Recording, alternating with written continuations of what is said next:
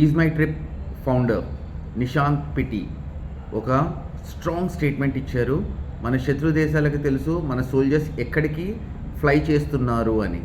అంటే international travel కావచ్చు, domestic travel కావచ్చు, ప్రతి ఒక్క మూమెంట్ని మన శత్రు దేశాలు ట్రాక్ చేస్తున్నాయి అని చెప్పారు.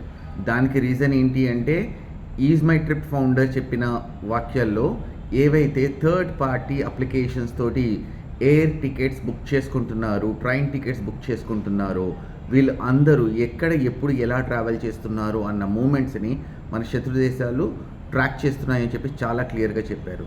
సో నా రిక్వెస్ట్ ఏంటి అంటే ఇక నుంచి అందరూ కూడా ఆథరైజ్డ్ పోర్టల్స్ని మాత్రమే వాడండి.